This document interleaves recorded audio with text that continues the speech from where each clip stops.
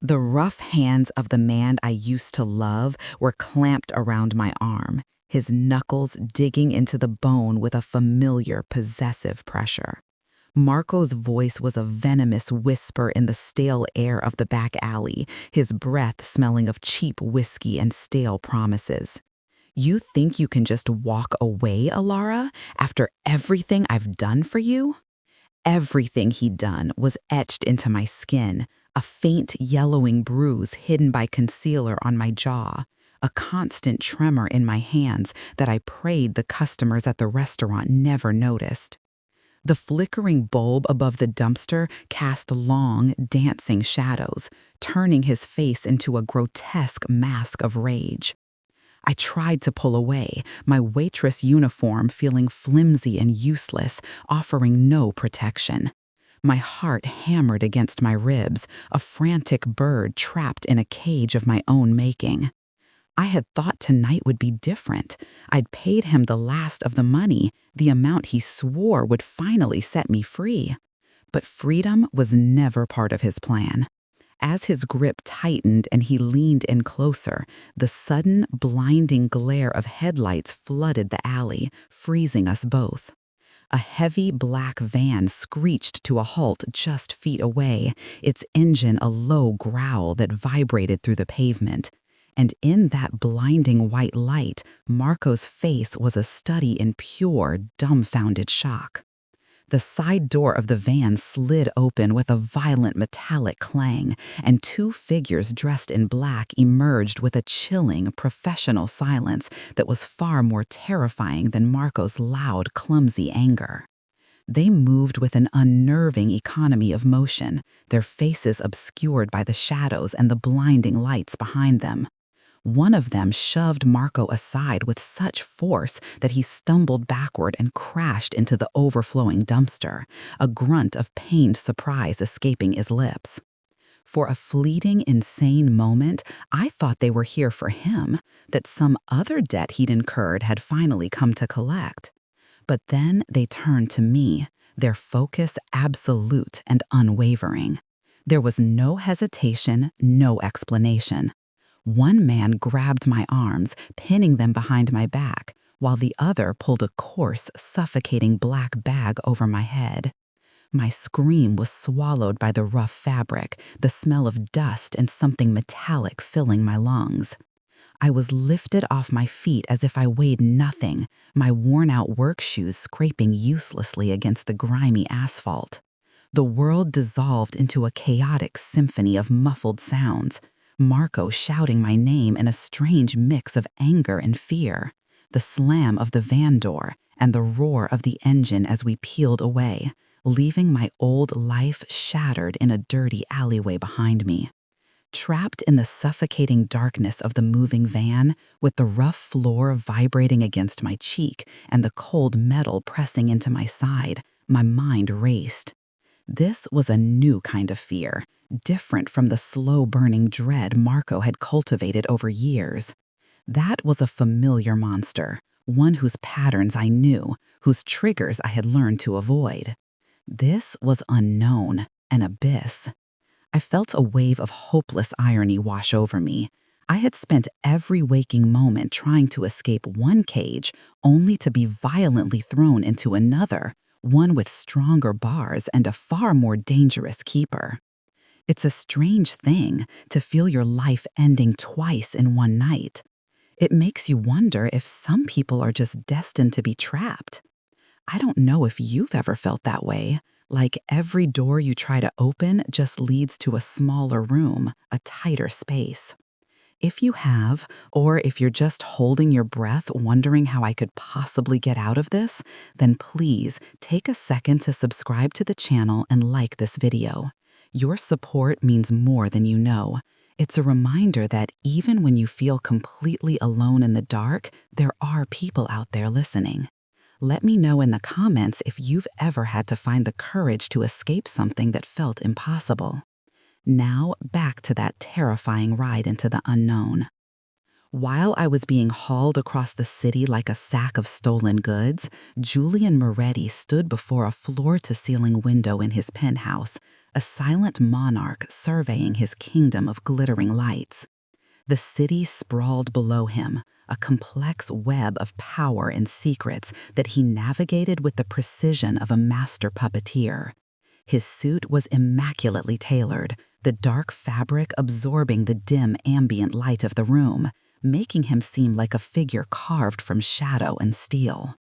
In his hand, he swirled a glass of amber liquid, the ice clinking softly, the only sound in the cavernous, minimalist space. His consigliere, Riccardo Valenti, a man whose calm demeanor belied a lifetime of navigating treacherous waters, stood a respectful distance away. "They're 5 minutes out, Julian," Rick said, his voice even. "Everything is prepared for Miss Volkov's arrival." Julian didn't turn. He simply nodded, his gaze fixed on the distant headlights of the freeway. "Dmitri Volkov thinks he can play games in my city, Rick. He thinks sending his daughter here as a peace offering is a sign of respect. Tonight, we will teach him what true respect looks like." The air was thick with controlled power, a chilling stillness before a storm, a world away from the frantic, terrified chaos that was my reality. He was waiting for a princess. He was about to get a waitress. The van finally came to a stop, the abrupt halt throwing me against the interior wall. The doors were wrenched open, and harsh, artificial light pierced the darkness as the bag was ripped from my head. I blinked, disoriented, my eyes struggling to adjust. I was in a sterile concrete garage, the air smelling of gasoline and cold cement.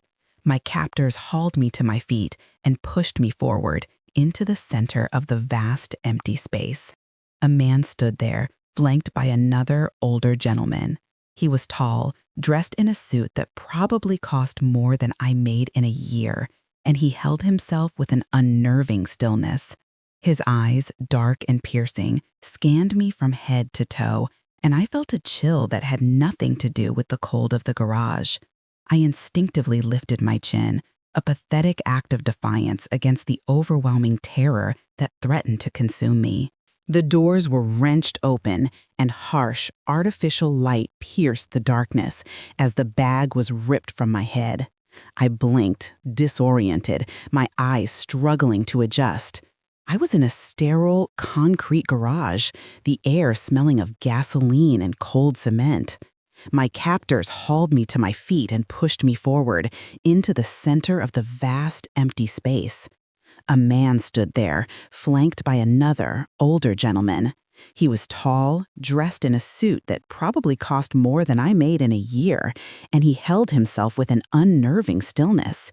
His eyes, dark and piercing, scanned me from head to toe, and I felt a chill that had nothing to do with the cold of the garage. I instinctively lifted my chin, a pathetic act of defiance against the overwhelming terror that threatened to consume me. For a long moment, nobody spoke. The silence was a physical weight, pressing down on all of us. I could see the confusion in the faces of the men who had grabbed me, their bravado evaporating under the silent, assessing gaze of the man in the suit. He wasn't looking at me like a prize or a target. He was looking at me like a problem, a puzzle piece that didn't fit. His expression, which had been a mask of cold calculation, shifted almost imperceptibly. A slight furrow appeared between his brows, his jaw tightening just enough for me to notice. He took a slow, deliberate step forward, his expensive leather shoes echoing in the silent garage. His eyes never left my face, and I felt stripped bare under their intensity, as if he could see every fear, every scar, every humiliation I had ever endured. He stopped a few feet away, his gaze dropping for a fraction of a second to my worn-out, non-slip work shoes, then to my cheap polyester uniform, and finally it rested on the fading bruise on my jaw that I had so carefully tried to conceal that morning. The air crackled with unspoken tension. The men who brought me here were sweating now, shifting their weight nervously. Finally, he spoke, and his voice was exactly as I imagined it would be, low, gravelly, and saturated with an authority that needed no volume. He didn't look at me when he said it. He looked at the man beside him, his words a cold, sharp blade. Wrong girl. The two words hung in the air, a death sentence for the men who had failed him, and for me, the beginning of a terrifying new chapter I couldn't possibly comprehend. Before anyone could react to the catastrophic error, my phone, which one of the kidnappers had confiscated and was now holding, began to buzz violently in his hand. The incessant, angry vibration cut through the tense silence. Julian Moretti's gaze flickered to the device. With a curt nod, he gestured for the man to hand it over. He took the cheap, cracked screen phone, his large, manicured hand dwarfing it. The screen lit up with a barrage of notifications, a stream of venom from a single contact, Marco. Julian's thumb swiped across the screen, his expression unreadable as he scrolled through the vile, threatening messages, the promises of what he would do to me when he found me. I saw his eyes narrow, a flicker of something dark and dangerous igniting in their depths. He looked up from the phone, his gaze moving from the hateful words on the screen to the bruise on my jaw. The connection was made, a silent, grim understanding passing between us. He had seen the monster I was running from. He turned to Rick, his voice a low command. "Get her a blanket and a glass of water. Take her upstairs." Then he turned back to me, the coldness in his eyes replaced by a terrifying, resolute calm. "Your old life ended the moment my men put you in that van," he said, his voice leaving no room for argument. "But you're safe with me now." Ricardo, the older, calmer man, led me from the cold garage through a private elevator that opened directly into a sprawling penthouse apartment. The place was breathtaking and terrifying in equal measure, a palace of glass and steel suspended high above the city. The floor-to-ceiling windows revealed a universe of glittering lights, a world I had only ever seen from the ground, looking up. He guided me to a plush white sofa and draped a heavy cashmere blanket over my shoulders. It was softer than anything I had ever touched, yet it felt like a lead weight. The adrenaline from the alley and the garage began to fade, replaced by a deep, bone-aching dread. I was a ghost in this pristine, soulless space. My cheap uniform, my scuffed shoes, my entire existence was a smudge on the perfect, polished surfaces. I thought about my missed shift, the angry text my manager was probably sending, the rent that was due on Friday. My phone, my wallet, my keys, they had all been taken. I was utterly disconnected from the world I knew, a prisoner in a cage so beautiful I wasn't sure if I was meant to admire it or fear it. I was a mistake, a clerical error in their violent paperwork, and I had no idea what they did with their mistakes. The full weight of the consequences crashed down on me the next morning. I woke up in a guest room that felt more like a luxury hotel suite, the silence outside my door absolute and unnerving. Ricardo brought me a tray with coffee and toast, his expression professionally neutral. He informed me, in his calm, measured voice, that my manager from the restaurant had called my emergency contact when I didn't show up for my shift. My emergency contact was Marco. Of course it was. He told them I'd stolen from the till and run off, a lie he spun with practiced ease. I was fired. An hour later, Rick received another update. My landlord had called the police after Marco, in a drunken rage, had kicked in the door to my tiny apartment, screaming my name and terrifying my neighbors. I was being served an eviction notice for damages and for bringing a dangerous element into the building. In the span of 12 hours, I had lost my job, my home, and the last shred of the life I had so desperately been trying to protect. I sat there, wrapped in a silk robe that wasn't mine, staring at a piece of toast I couldn't eat, and realized I had nothing left to go back to. It was all gone, erased by their mistake. I spent He told them I'd stolen from the till and run off, a lie he spun with practiced ease. I was fired. An hour later, Rick received another update. My landlord had called the police after Marco, in a drunken rage, had kicked in the door to my tiny apartment, screaming my name and terrifying my neighbors. I was being served an eviction notice for damages and for bringing a dangerous element into the building.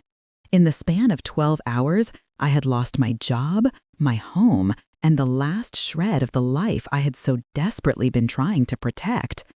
I sat there, wrapped in a silk robe that wasn't mine, staring at a piece of toast I couldn't eat, and realized I had nothing left to go back to. It was all gone, erased by their mistake. I spent the rest of the day in a state of suspended animation, wandering the silent, cavernous apartment like a phantom. Every surface was cold and hard, marble, glass, chrome. There were no photographs, no clutter, no sign that a human being actually lived here. It was a monument to power and isolation. I tried to reason with Ricardo, pleading with him to just let me go. I promised I wouldn't say anything, that I could disappear and start over somewhere else. He listened with a patient, almost paternal stillness, then silently gestured for me to sit. He placed a sleek tablet on the glass coffee table in front of me. It showed a live security feed of the street outside my now former apartment building. Marco was there, leaning against a wall, his posture radiating a mix of pathetic desperation and simmering violence. Across the street, a nondescript black sedan was parked, 2 men inside, their gazes fixed on the building's entrance. "Marco has been there since dawn," Rick said softly. "The men in the car are not his friends. They work for Dmitry Volkov. They are waiting for the witness to return home. You wouldn't make it 2 steps out of this building's lobby, Alara, not on your own." That evening, Julian Moretti appeared in the living area as silently as a shadow. He didn't acknowledge me at first, his focus entirely on the tablet Ricardo had left on the table, which was still streaming the live feed. He watched Marco pace back and forth, a predator circling a den that was now empty. A long, tense minute passed. I could feel the coiled energy in him, a dangerous stillness that seemed to suck the air out of the room. Finally, he looked up, his dark eyes landing on me. The intensity of his gaze was a physical force, pinning me in place. "The man on the screen, Marco," he said, his voice a low, gravelly timbre that vibrated through the floor. "He's the reason for the bruise on your jaw." It wasn't a question. It was a final judgment delivered with absolute certainty. I couldn't speak. All I could do was give a tiny, almost imperceptible nod. A muscle feathered in his jaw, the only outward sign of the cold fury brewing beneath his immaculate, controlled exterior. He looked from my face back to the screen, and in that moment, I understood that he wasn't just seeing a violent ex-boyfriend. He was seeing an offense against his entire world order. He swiped a finger across the tablet, and the image of my ruined life vanished. The room felt darker without it. He walked to the vast window, his back to me, a powerful silhouette against the city he commanded. "In my world, there are rules, Alara, lines that are not crossed," he said, his voice a low, resonant declaration. "Men who raise their hands to women or children are not tolerated. There is no negotiation on this point. It is an absolute." He spoke as if he were carving the words into stone, a commandment from a god of this violent, glittering kingdom. "What happened to you was the result of my enemy's incompetence and my people's failure to verify their target. That error has cost you everything." He turned from the window, his face partially obscured by shadow, making his expression impossible to read. "That makes you my responsibility. It creates a debt that I am now obligated to pay." The words hung in the air, cold and transactional. This wasn't about pity or kindness. It was about a code, a ledger. I wasn't a person to him. I was an imbalance in his accounts, and Julian Moretti was a man who always balanced his books. He stepped out of the shadows, his face a mask of detached control. "I am going to make you an offer," he began, his tone leaving no room for negotiation. "You will remain here in this building, under my direct protection. Dmitry Volkov and his men will not get to you. As for Marco Jensen," he paused, his eyes like chips of ice, "he will be removed from your life, permanently. You will never see or hear from him again." The chilling finality of his words sent a shiver down my spine. I knew what removed meant in his world. "In exchange," he continued, "you will work. I own a private antiquarian bookstore that serves as an archive for my family's legitimate business records. It is quiet, secure, and rarely sees outside visitors. You will manage it. You will be paid a generous salary, one that will allow you to rebuild what you've lost, and more. You will have a home, an income, and absolute safety. The only condition is that your safety is contingent on your proximity. You will do this for me." It was a cage, but it was a cage with a salary, a purpose, and walls that promised to keep the real monsters out. It was the most terrifying and tempting offer I had ever received. My defiance was a stupid, pointless thing, but it was all I had left. I pushed myself to my feet, my legs trembling but holding. "I don't want your job or your money," I said, my voice shaking but clear. "This isn't a debt, Mr. Moretti. This is a disaster that you caused. Your men dragged me out of an alley, and your mistake blew up my life. I'm not some project you can fix to clear your conscience." The words felt reckless, dangerous, but they had to be said. I needed him to see me as a person, not a problem on a balance sheet. "I don't want your protection. I just want you to let me go." He didn't move, didn't even blink. His composure was absolute, a granite cliff against which my desperate anger crashed and broke. "Go where?" he asked, his voice dangerously soft. "To a women's shelter where Volkov's men will find you in a day? To the streets where Marco will find you in an hour? I am not offering you a choice between a good life and a bad one. I am offering you the only life that is still available to you. Your pride is a luxury you can no longer afford, Alara." He was right. The cold, brutal truth of his words extinguished the last embers of my fight. Every avenue of escape was a dead end, leading to a different kind of violence. The police would never believe a story this insane. They'd either dismiss me as a delusional crank or, worse, arrest me as an accomplice. My friends, the few I had, couldn't protect me from a man like Marco, let alone a Russian mob boss. I was completely and utterly alone, trapped in a nightmare of someone else's making. I sank back onto the sofa, the plush cushion offering no comfort. I thought about the years spent with Marco, living in a cage of his making, my world shrinking every day to avoid his temper. I had learned to walk on eggshells, to make myself invisible, to apologize for breathing. Julian Moretti was offering me a different kind of cage, but its bars were made of security and stability. For the first time, the monster I was being locked away from was on the outside of the bars, not the inside. The choice wasn't a choice at all. It was simply acknowledging which predator I had a better chance of surviving. I looked up at him, the man who had inadvertently destroyed my life and was now offering to be its sole architect. My voice was barely a whisper when I finally spoke, the question tasting of ash and surrender. "And after, when this is over, when Volkov is gone and the debt is paid, what happens to me then?" I had to know if there was an end to the gilded bars, a light beyond the confines of this impossible deal. For the first time, I saw something shift in his expression, a flicker of something human and unguarded in his dark eyes. "When the threat is neutralized," he said, his voice losing its hard transactional edge, "you will be given a choice, a real one. I will provide you with a new identity, a clean slate, and enough money to start a new life anywhere you wish. You will be free to walk away and never look back. That is my promise to you." A promise.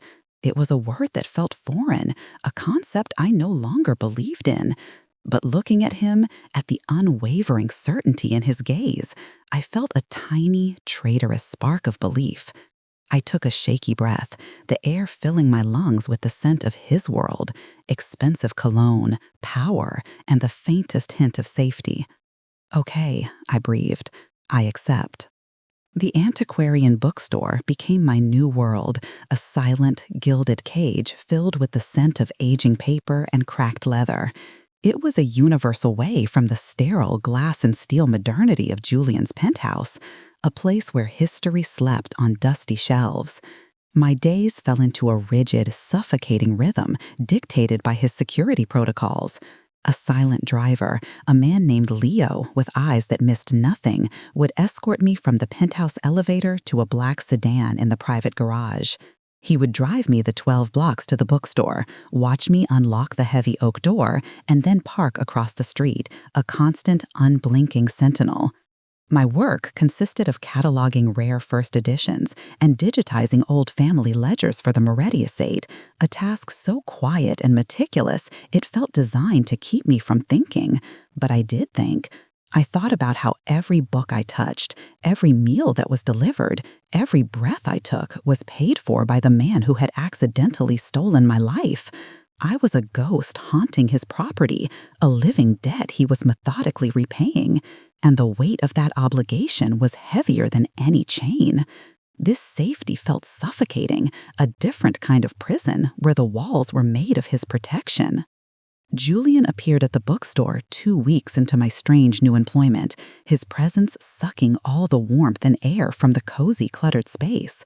He moved with a predatory grace, his expensive suit a stark slash of darkness against the warm wood and faded gold lettering of the book spines. I felt my spine stiffen, my hands clenching at my sides. He was inspecting his property, and I was part of the inventory. "The organization system is inefficient," he finally said, his voice a low rumble that vibrated in the floorboards. "You're cross-referencing by author and publication date. It should be by acquisition period and valuation." The sheer arrogance of it, to walk into my space and critique the one thing I had control over, made a hot spark of defiance flare in my chest. "It's a library, not a bank vault," I retorted, my voice sharper than I intended. "People who love books look for authors, not acquisition periods." His dark eyes locked onto mine, and for a second, the mask of cold indifference slipped, revealing a flicker of surprised annoyance and something else I couldn't quite name. The next morning, a large, flat box was waiting for me on the antique mahogany desk. There was no note, no explanation. Inside, nestled in tissue paper, was a state-of-the-art archival scanner and a professional-grade library lamp with a soft, warm light. My cheeks burned with a confusing mix of humiliation and something dangerously close to gratitude. He hadn't just criticized me, he had listened. He had seen me squinting in the dim light of the old desk lamp and had addressed the problem with the same silent, overwhelming efficiency with which he did everything else. It was a gesture of care disguised as a transactional solution, a way of providing for me without the messiness of actual human connection. I hated him for it. I hated the way it made my heart do a stupid little flutter, a traitorous beat of warmth in the cold landscape of my fear. It was easier when he was just a monster, a cold-hearted puppeteer pulling the strings of my life. These small, quiet gestures were far more dangerous. They made me question everything, especially my own resolve to see him as nothing more than my captor, a man to whom I owed a debt I could never truly understand, let alone repay. The illusion of this quiet, book-filled sanctuary was shattered when Ricardo paid me a visit a few days later. He entered with his usual calm, his presence a soothing balm compared to Julian's stormfront intensity. but the look in his eyes was grave. He sat in the worn leather armchair opposite my desk, his hands clasped loosely in his lap. "Elara, we need to talk," he began, his voice low and serious. "Word is getting around. Dmitry Volkov has been asking questions. His people are trying to figure out who the woman is that Julian Moretti snatched from under their noses." I felt a cold dread seep into my bones, chilling me from the inside out. I wasn't just a mistake anymore. I was a mystery, a prize. "They don't know my name?" I whispered, the question sounding naive even to my own ears. Rick shook his head slowly. "No, but in our world, a secret is a weakness. They see you as Julian's new obsession, a vulnerability. They think that by getting to you, they can get to him. You're no longer just a witness they need to silence. You've become a target, a symbol, and they will be far more creative in their methods to reach you now." The news that I had become a liability, a chink in Julian Moretti's armor, made me feel reckless. The walls of the bookstore, which had once felt like a cozy refuge, now felt like the bullseye on a target. I was suffocating under the weight of his protection, the constant surveillance, the utter lack of agency. That afternoon, I did something stupid. When Leo, my silent shadow, went to get coffee, I slipped out the back door of the shop into a narrow service alley. I just wanted to feel the sun on my face, to breathe air that wasn't filtered through Julian's security systems, to walk 2 blocks on my own. I didn't even make it to the end of the alley. A man in a dark suit stepped out of a doorway, blocking my path. He didn't touch me. He just looked at me with cold, disappointed eyes and said, "Mr. Moretti would be displeased. Please come back inside, Miss Vance." The confrontation with Julian that night was glacial. "Do you have a death wish?" he asked, his voice dangerously quiet. "I have a wish to feel like a person," I shot back, my voice trembling with a mixture of fear and fury. "Not a rare book you keep locked away on a shelf." The following week, the threat moved from the abstract to the terrifyingly concrete. I was in the back room, carefully restoring the spine of a 19th century poetry collection, when I noticed something on the monitor for the shop's simple, closed-circuit security camera. The screen, which usually showed a static image of the front counter, had a single word typed across it in stark white letters: "Run." My blood ran cold. The system wasn't connected to the internet. It was a closed loop. Someone had to have been physically inside the store or had access to the wiring to put that message there. It meant one of 2 things. Either Volkov's people had breached Julian's security, or, worse, the call was coming from inside the house.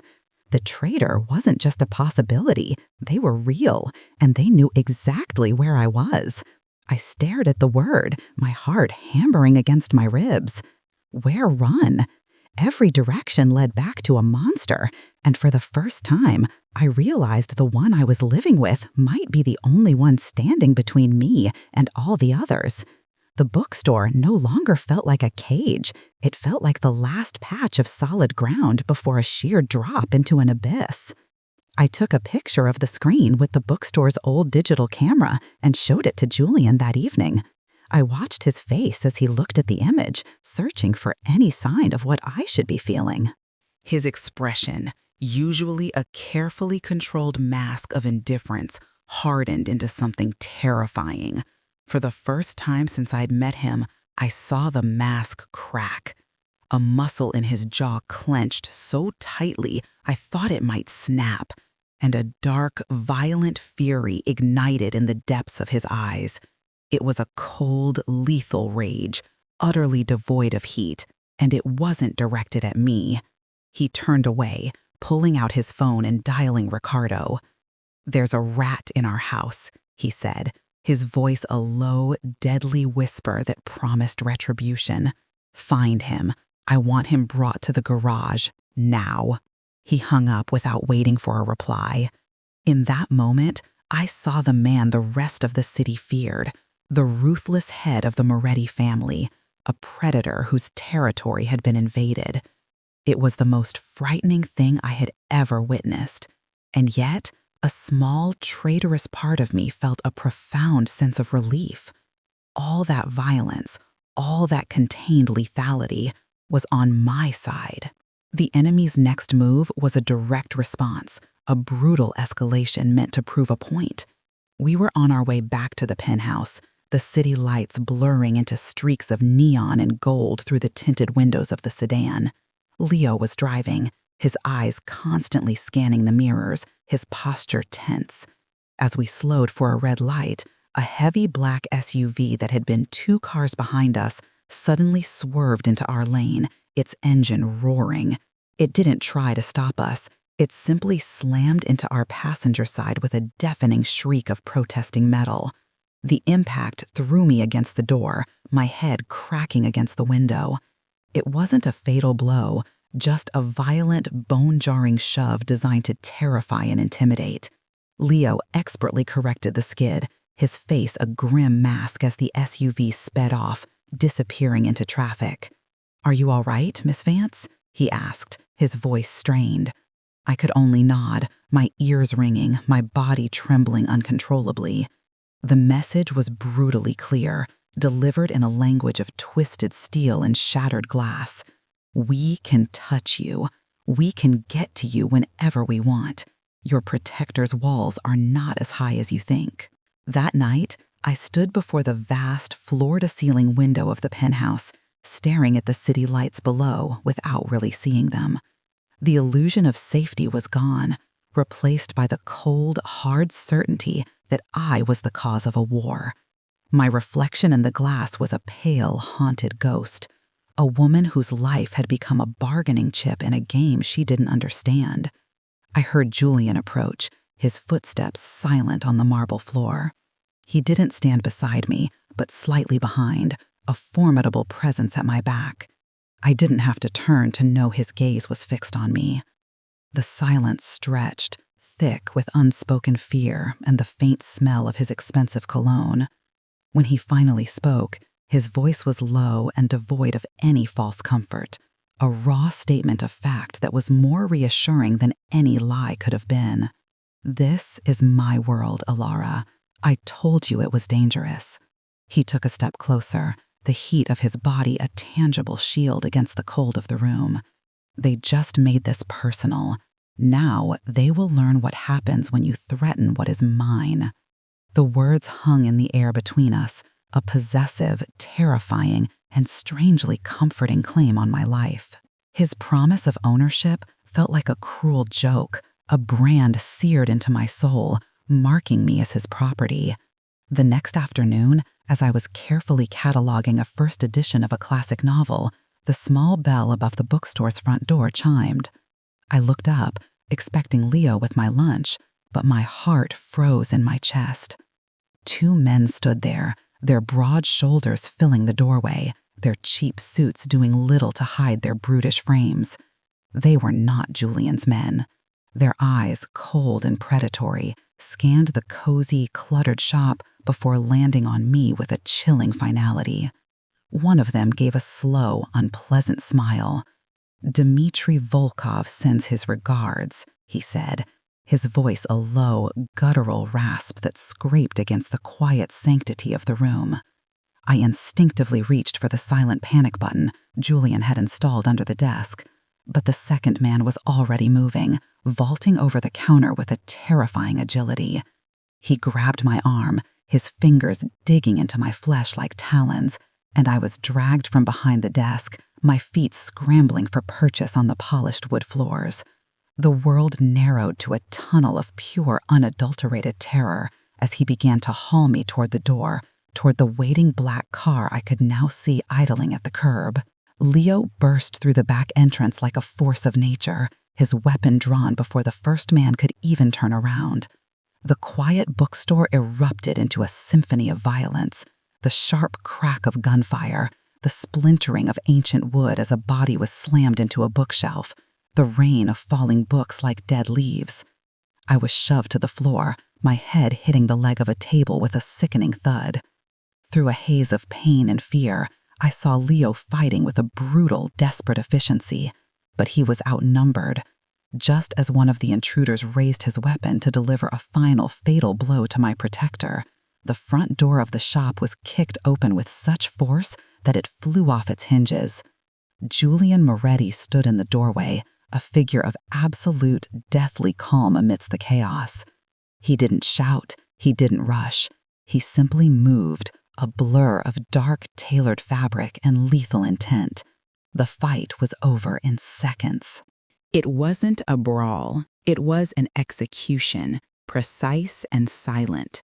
When the dust settled, Julian stood over the two motionless forms, his breathing even, his suit barely rumpled. He turned his head slowly, and his dark eyes, burning with a cold, terrifying fire, found mine where I huddled on the floor. He crossed the ruined landscape of his bookstore in 3 long strides, the floor littered with shattered glass, priceless books, and the bodies of his enemies. He knelt in front of me, his movements economical and precise. My entire body was trembling, a leaf in a hurricane, my mind unable to process the sheer, brutal finality of what I had just witnessed. I expected him to be angry, to lecture me, to treat me like the liability I so clearly was. Instead, he reached out, his hand hovering for a moment before he gently brushed a stray strand of hair from my face. His fingers were surprisingly warm against my cold skin. "Are you hurt?" he asked, his voice a low, rough whisper that cut through the ringing in my ears. I could only shake my head, unable to form words. His gaze swept over me, a clinical, assessing look that missed nothing, before it softened almost imperceptibly as it landed on the terrified expression I knew was plastered across my face. He looked around at the wreckage, at the books splayed open on the floor like wounded birds, and a flicker of something deeply personal, a flash of profound loss, crossed his features before the mask of cold control slammed back into place. "This place is no longer safe," he stated, the words a final nail in the coffin of my brief, fragile illusion of peace. Later that night, back in the sterile silence of the penthouse, the adrenaline had worn off, leaving behind a deep, bone-aching exhaustion and a fresh wave of terror. I couldn't stop seeing the violence, the chilling efficiency with which Julian had dispatched those men. Ricardo found me curled on the sofa, wrapped in a blanket that did nothing to stop the shivers. He sat in the armchair opposite me, his presence a quiet, calming anchor in my sea of fear. "He frightens you," Rick said, not as a question, but as a statement of fact. I nodded, my throat too tight to speak. He sighed, a heavy, weary sound. "You need to understand him, Alara. 20 years ago, Julian had a sister, Isabella. She was 17, bright and full of life. She got involved with the wrong boy, someone from a rival family. Julian warned her, but she didn't listen. One night, they used her to send him a message. He was 15 minutes too late to save her." The story hung in the air, a ghost that explained everything. He has never forgiven himself. That's why his code is absolute. He failed to protect his sister. He will burn down the entire world before he fails to protect you. The revelation settled over me, a heavy, clarifying weight. Julian wasn't a monster. He was a man haunted by one. He was ruled not by a thirst for power, but by the crushing guilt of a boy who was 15 minutes too late. Later, I found him standing by the window, a solitary silhouette against the glittering city lights. He was holding a small leather-bound book of poetry, one that had been knocked to the floor during the attack. His thumb traced the gold leaf lettering on the spine with a tenderness I never would have believed him capable of. I walked over to him, my footsteps soft on the marble, and stood beside him in silence. "It was her," he said, his voice so low I barely heard it. He didn't need to say the name, Isabella. I didn't offer empty platitudes or words of comfort. I simply shared a piece of my own grief. "My mother loved to read," I whispered. "After she died, I couldn't open a book for a year. It felt like a betrayal. He turned his head, his dark eyes meeting mine in the reflection of the glass. For the first time, he wasn't looking at me as a responsibility or a liability. He was looking at me as someone who understood. In that shared silence, a fragile, unspoken connection was forged in the crucible of our separate losses. The next day, we left the city. Julian had decided the penthouse, with its high-tech security and army of guards, was a fishbowl. Volkov knew where I was, and he had proven he could get close. We traveled in a 3-car convoy, heading north into the mountains. After hours of driving, we turned onto a private, unmarked road that wound through a dense forest of pine and aspen. At the end of it, nestled in a secluded valley, was a house. It wasn't a mansion or a fortress. It was a beautiful, rustic lodge built of dark wood and river stone, with a wide porch and smoke curling from a stone chimney. It felt like a home, a place of warmth and quiet strength that was the complete antithesis of his cold minimalist penthouse. "My father built this for my mother," Julian said, as we got out of the car, his voice softer here, stripped of its urban authority. "No one outside the family knows it exists." Inside, the air smelled of cedar and wood smoke. It was filled with comfortable furniture, woven rugs, and shelves filled not with priceless first editions, but with well-loved paperbacks. This was a sanctuary, a place built for a life he had never allowed himself to live, and he had brought me into its very heart.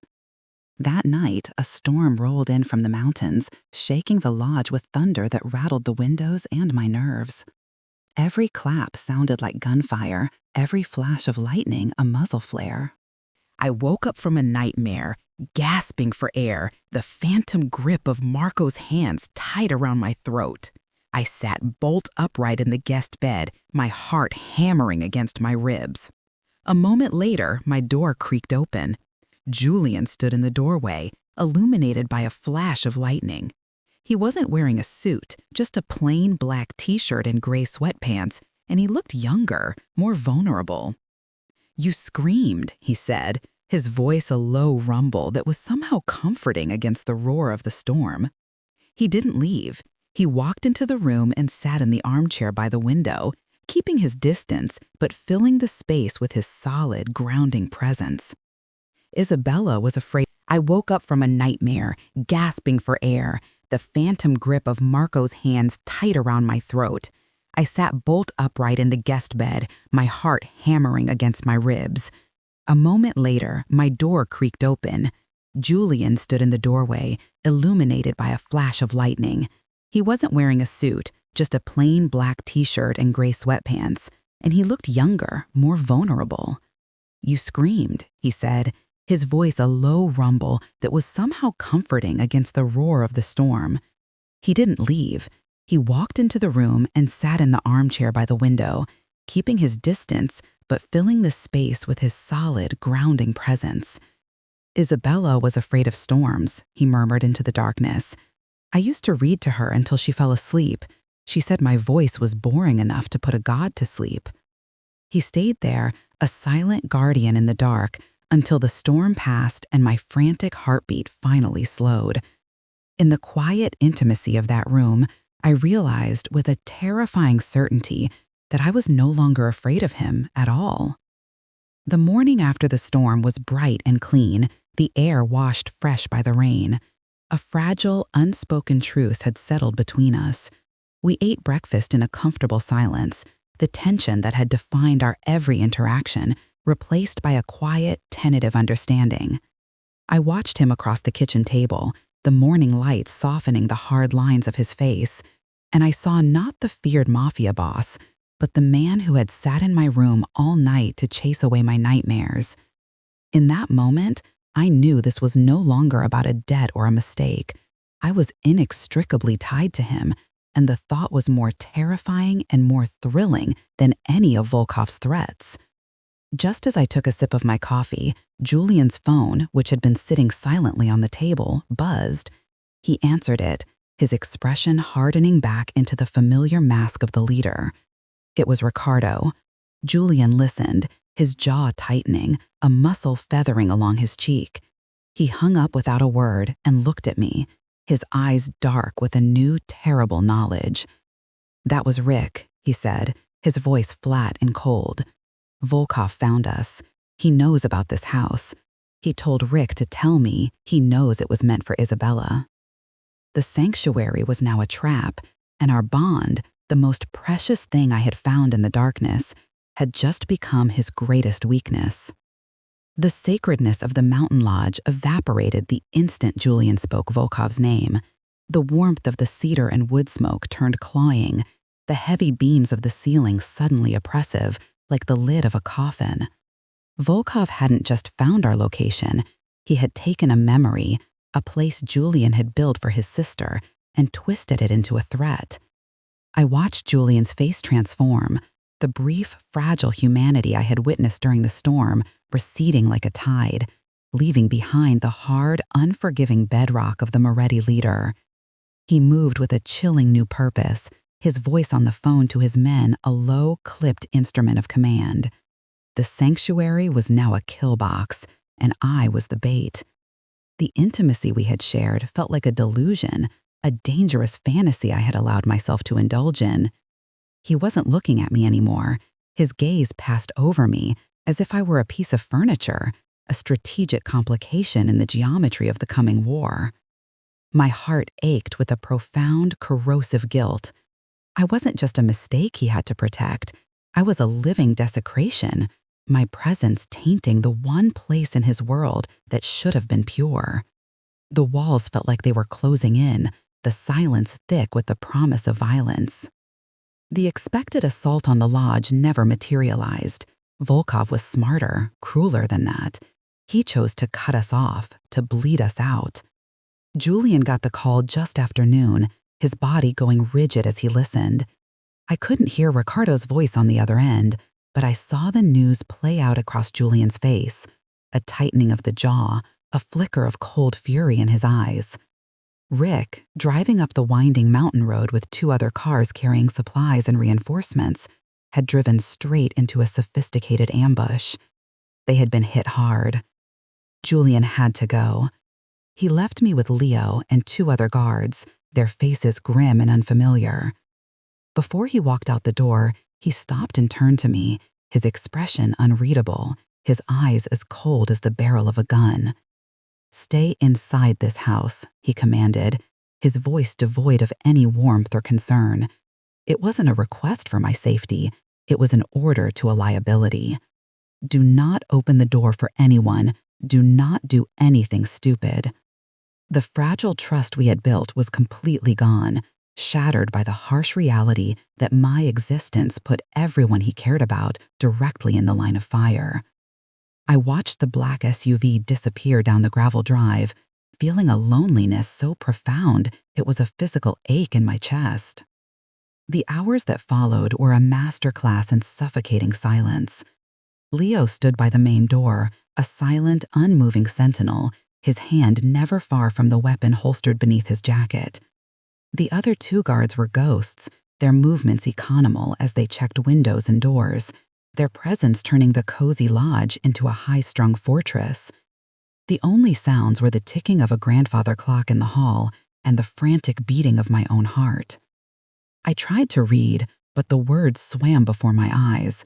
Every creak of the old house was an intruder, every shadow a threat. The call finally came late in the afternoon. Leo answered, his voice a low, professional monotone. "Valenti?" he asked, and then he was silent, his face a stone mask as he listened. But I saw it all in the subtle clenching of his jaw, the slight widening of his eyes. He hung up and turned to me, his expression grave. "Ricardo is alive," he said, the words heavy with what he wasn't saying. "He's badly injured. 2 of our men didn't make it." The world tilted on its axis.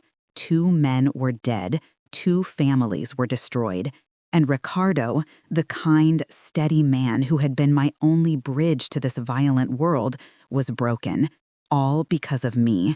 The guilt was a physical sickness, a venom that left no part of me untouched. Julian returned just before dawn, a phantom emerging from the gray mist. He looked like he had walked through hell and brought some of it back with him.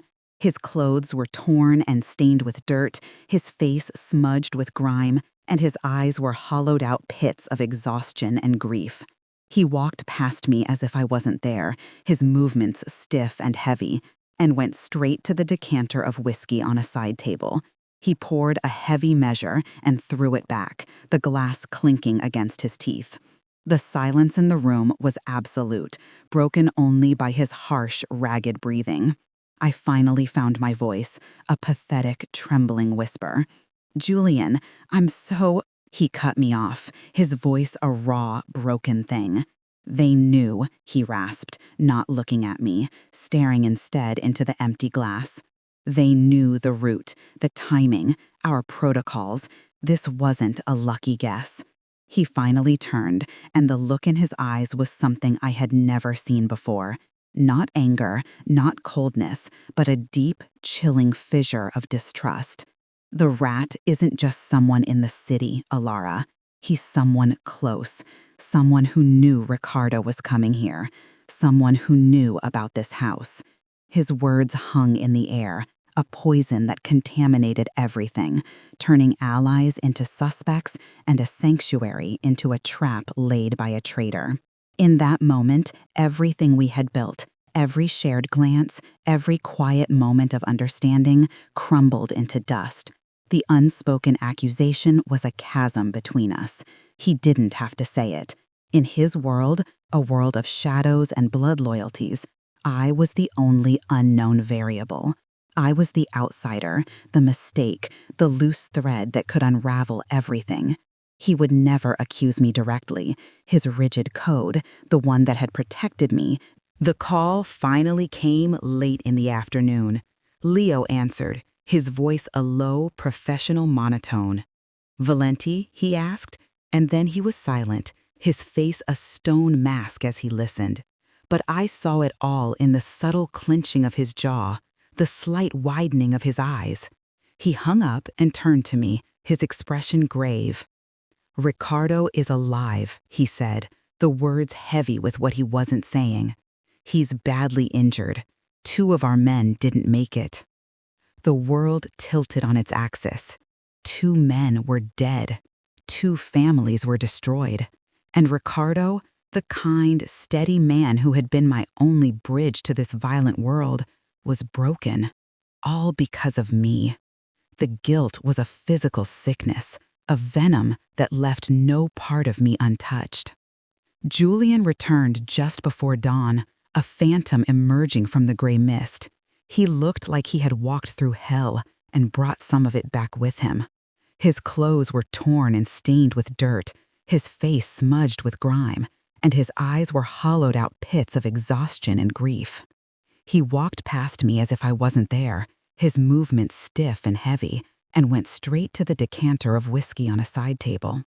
He poured a heavy measure and threw it back, the glass clinking against his teeth. The silence in the room was absolute, broken only by his harsh, ragged breathing. I finally found my voice, a pathetic, trembling whisper. "Julian, I'm so—" He cut me off, his voice a raw, broken thing. "They knew," he rasped, not looking at me, staring instead into the empty glass. "They knew the route, the timing, our protocols. This wasn't a lucky guess." He finally turned, and the look in his eyes was something I had never seen before. Not anger, not coldness, but a deep, chilling fissure of distrust. "The rat isn't just someone in the city, Alara. He's someone close. Someone who knew Ricardo was coming here. Someone who knew about this house." His words hung in the air, a poison that contaminated everything, turning allies into suspects and a sanctuary into a trap laid by a traitor.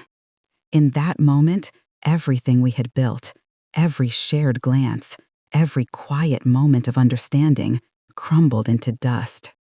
The unspoken accusation was a chasm between us. He didn't have to say it. In his world, a world of shadows and blood loyalties, I was the only unknown variable. I was the outsider, the mistake, the loose thread that could unravel everything. He would never accuse me directly. His rigid code, the one that had protected me, now held him silent. But I saw the brutal calculus working behind his exhausted eyes. He was reassessing every risk, and I was the biggest one of all.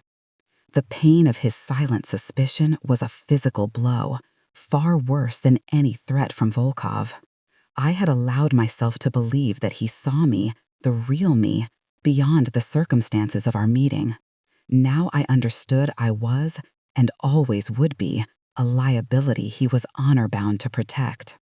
The weight of that knowledge was unbearable. 2 men were dead, and his best friend was broken because of me. There was only one way to repay that debt, only one way to remove the target from his back. I had to erase myself from his life. I had to disappear, not just for my own sake, but for his. My plan was a fool's prayer, a desperate act of self-immolation fueled by guilt. While Julian was locked in the study, his voice a low, angry murmur on the phone, as he tried to contain the damage and hunt the traitor, I knew I had a small window. Leo was guarding the front, another man the back, but the lodge was old, full of forgotten corners. I remembered a tapestry in the main hall depicting a hunting scene. Earlier, I had noticed the faint outline of a door behind it. I scribbled a note on a piece of paper, my hand shaking so badly the words were nearly illegible. This was never your debt. It's mine. I'm sorry. I left it on the armchair in my room, the one he had occupied during the storm, a final, painful acknowledgement of what we had lost. Slipping behind the heavy tapestry, I found the small iron ring door. It opened with a low groan into a musty wine cellar. The air was cold and damp, smelling of earth and time. At the far end, a small, grimy window was set high in the stone foundation. It was my only way out. With a surge of adrenaline, I climbed a stack of old crates, forced the window open, and squeezed my body through the narrow opening, tumbling out into the cold, unforgiving darkness of the forest. The woods were a living nightmare, a black, tangled maze of grasping branches and unseen terrors. My thin sweater was useless against the biting pre-dawn chill, and the forest floor tore at my flimsy shoes. Every rustle of leaves was one of Volkov's men, every hoot of an owl a signal. I ran blindly, fueled by a desperate, naive hope that if I could just get far enough away, I could draw the danger with me, that I could become the target and leave Julian and his people in peace. After what felt like hours, I stumbled out of the tree line and onto the empty mountain road, a ribbon of asphalt under a sliver of moon. I stood there, gasping for breath, when a pair of headlights sliced through the darkness, pinning me like a terrified animal. A car, which had been parked silently with its lights off, screeched to a halt just feet away. My heart leaped with a foolish, traitorous hope. Julian. But the figure that emerged, silhouetted against the blinding glare, was not my protector. It was Marco. A cruel, triumphant sneer twisted his face. "Running away again?" he taunted, his voice echoing in the dead quiet of the mountain. "Looks like your Mafia boyfriend isn't so tough after all. You and I have a lot to talk about." I had escaped one cage only to run directly into the jaws of another. The moment Julian saw the empty room, the cold mountain air drifting through the open window, a primal rage unlike anything he had ever known threatened to consume him. It was a chaotic, useless emotion, and he crushed it with brutal efficiency, replacing it with the ice-cold clarity of a general on a battlefield. His eyes landed on the note left on the armchair, the words a testament to her misplaced guilt. "This was never your debt. It's mine." The sheer, selfless idiocy of it was a knife in his gut. He didn't have time for the pain. He pulled out his phone, his voice a low, lethal command to Ricardo's second-in-command. Find Marco Jensen now. The pieces clicked into place with horrifying speed. The ambush on Ricardo, the knowledge of this house, Marco's sudden, impossible appearance on a private road miles from anywhere. It wasn't a coincidence. It was a coordinated attack. Volkov hadn't just found a rat. He had cultivated one, using Alara's greatest fear against her. Julian's rage found its focus, hardening into a singular, diamond-sharp purpose. He wasn't just going to get her back. He was going to burn Marco Jensen's world to the ground and salt the earth, and then he was going to do the same to Dmitry Volkov. Marco shoved me into the passenger seat of his rusted-out truck, the familiar sour smell of stale cigarettes and cheap air freshener filling my lungs and choking me with memories. He was manic, his eyes wide with a feverish mix of triumph and paranoia as he sped down the winding mountain roads.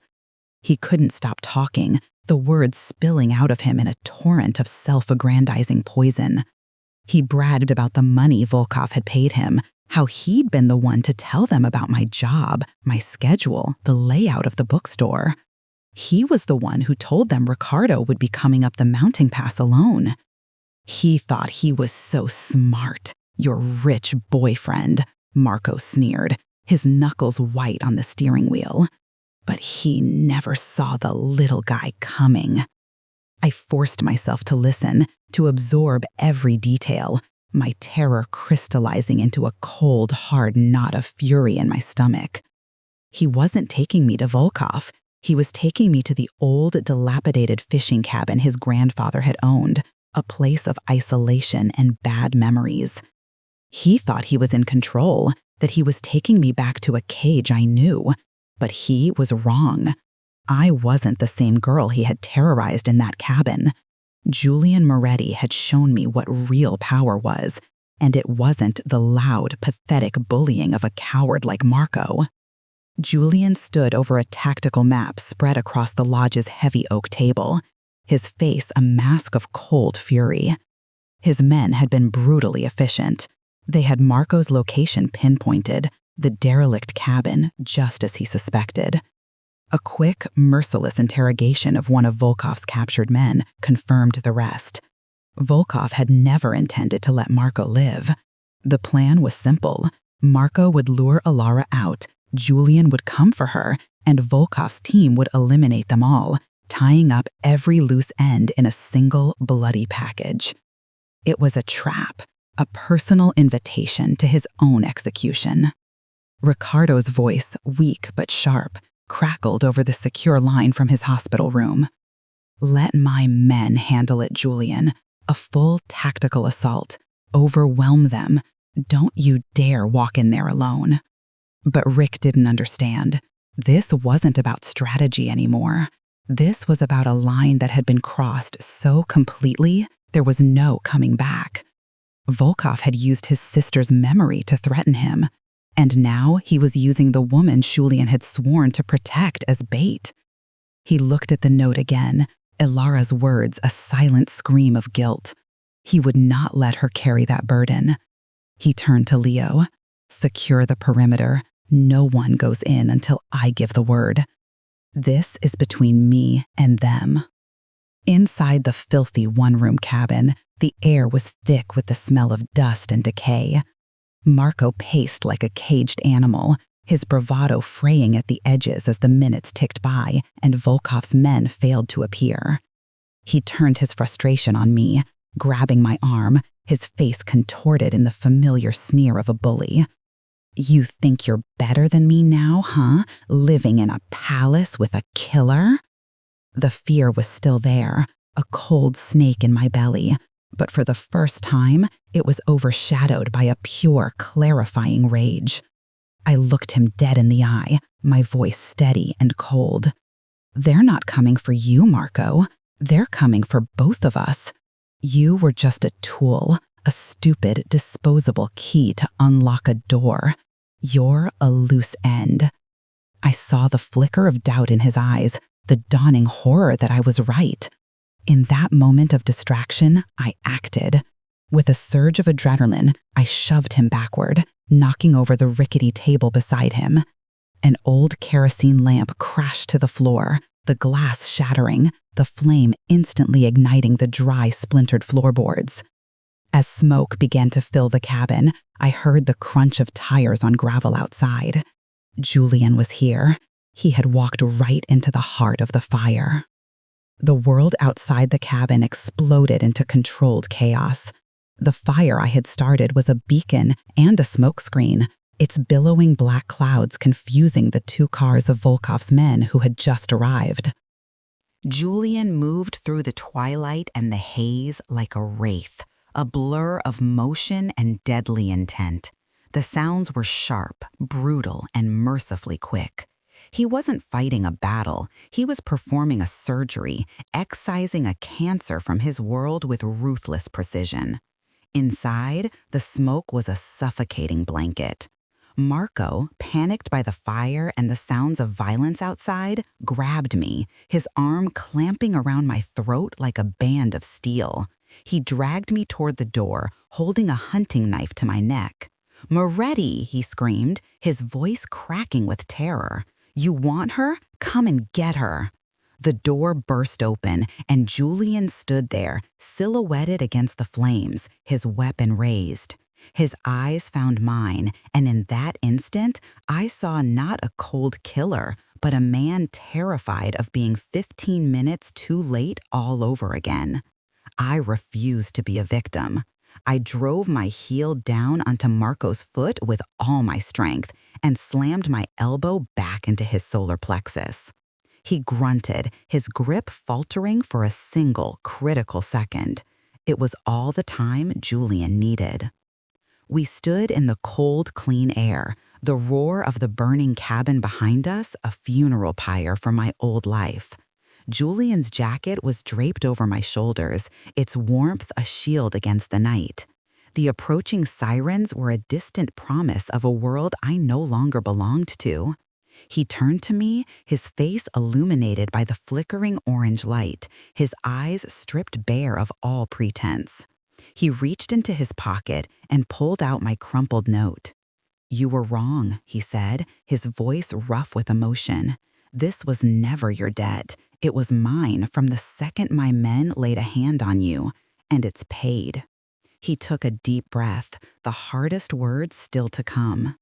"I made you a promise, a new identity, a bank account with enough money to go anywhere, be anyone, a life completely free of this. It's yours, Alara. You can walk away right now." He was offering me an escape, a gilded cage with an open door. I looked at this impossible, dangerous man who had walked through fire for me, who had torn down his own walls to protect me. I thought of the empty freedom he was offering, and I knew with absolute certainty it would be a colder prison than any I had ever known. "My old life is gone," I said, my voice clear and steady as I reached up and touched his soot-stained cheek. "I don't want a new one without you in it." The months that followed were a quiet, deliberate reconstruction, not just of the Moretti organization, but of our lives.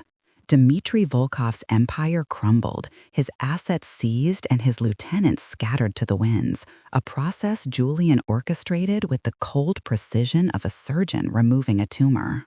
Ricardo, recovering with a stubborn resilience I came to admire deeply, became my mentor in the complex world of Julian's legitimate businesses. I sat in meetings, my voice at first a hesitant whisper, then a confident addition, offering insights on community projects and charitable fronts that the men, so used to seeing the world through a lens of threat and strategy, had overlooked. Julian, his own wounds healing slower than he would ever admit, would watch me, a quiet pride in his eyes that was more potent than any declaration of love. I wasn't just the woman he protected anymore. I was a partner, a voice of balance in his violent world. We were building something new from the wreckage, a future that was about more than just survival.